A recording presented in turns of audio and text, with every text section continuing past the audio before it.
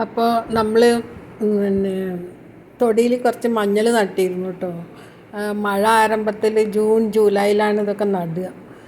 തന്നെത്താൻ തൊടിയിലിങ്ങനെ മുളയ്ക്കും. പിന്നെ നമ്മളത് ഏരി എടുത്തിട്ട് നന്നായി നടണം. അങ്ങനെ കുറച്ച് നട്ടതായിരുന്നു ഞാൻ. അപ്പോൾ അതിപ്പോൾ പറിക്കേണ്ട ടൈമായി. ഇപ്പോൾ ജനുവരി ഫെബ്രുവരിയിലൊക്കെ അത് പറിക്കാം. അപ്പോൾ അത് പറിക്കുകയാണ്. ഇതതിൻ്റെ തള്ളാന്ന് പറയുന്ന സാധനം, അതിനെ നമ്മൾ മണ്ണിലിട്ടിട്ട് മൂടും. മറ്റേ ഭാഗമൊക്കെ നമ്മൾ എടുക്കുക. ഇതിന് മഴ സമയത്ത് തന്നെ മുളയ്ക്കും. അതിൻ്റെ കുട്ടികളാണ് ഇതൊക്കെ. അത് നമുക്ക് എടുക്കാം. തള്ളഭാഗം നമ്മളതെടുത്ത് മണ്ണിൻ്റെ ഉള്ളിൽ തന്നെ ഇടും. മഞ്ഞളൊക്കെ പറിച്ചു കിട്ടോ. ഇത്രയൊക്കെ തന്നെ കിട്ടിയിട്ടുള്ളൂ. ഇനി ഇത് നമുക്ക് നന്നായി കഴുകി 2-3 പ്രാവശ്യം കഴുകി ഇതിൻ്റെ മണ്ണൊക്കെ കളഞ്ഞ്, പിന്നെ അതിലൊരു നാര് പോലെയൊക്കെ ഉണ്ടാവും, അതൊക്കെ വൃത്തിയാക്കി എടുക്കണം. അങ്ങനെ നമ്മൾ ഇതൊക്കെ കഴുകി എടുത്തതാണ് കേട്ടോ. ഇനി ഇതിൻ്റെ നാരൊക്കെ കളഞ്ഞ് വീണ്ടും ഒന്നും കൂടി കഴുകിയെടുക്കണം.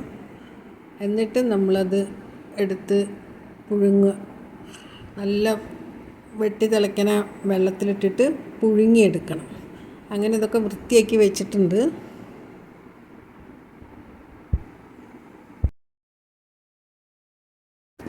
അപ്പോൾ അടുപ്പത്ത് വെള്ളം നല്ല തിളയ്ക്കാൻ തുടങ്ങിയിരുന്നു. നല്ല വെള്ളം തിളയ്ക്കണം. അപ്പം നമുക്കിതിലേക്ക് ഇടാം.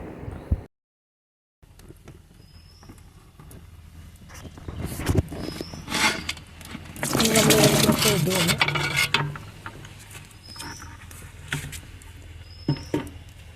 ഇനി ഇത് അടുപ്പത്ത് കിടന്ന് നന്നായി വേവണം. അങ്ങനെ ഇതിപ്പോൾ നന്നായി വെന്തു തോന്നുന്നു കേട്ടോ. നമുക്ക് നോക്കി നോക്കാം.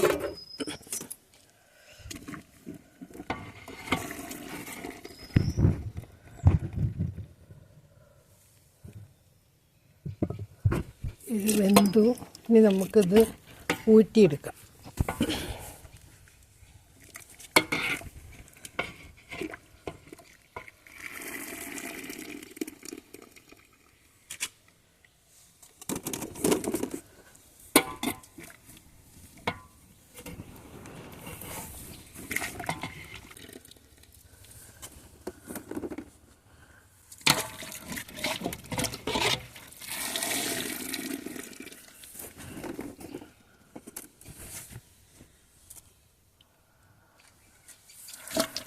അങ്ങനെ നമ്മളിതൊക്കെ ഊറ്റിയെടുത്തു കേട്ടോ.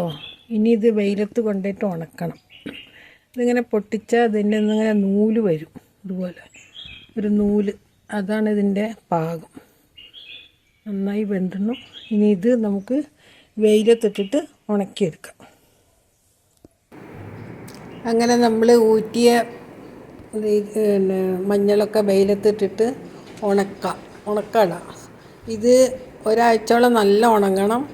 നല്ല ഉണങ്ങിയിട്ട് മില്ലിൽ കൊണ്ട് പൊടിപ്പിക്കും.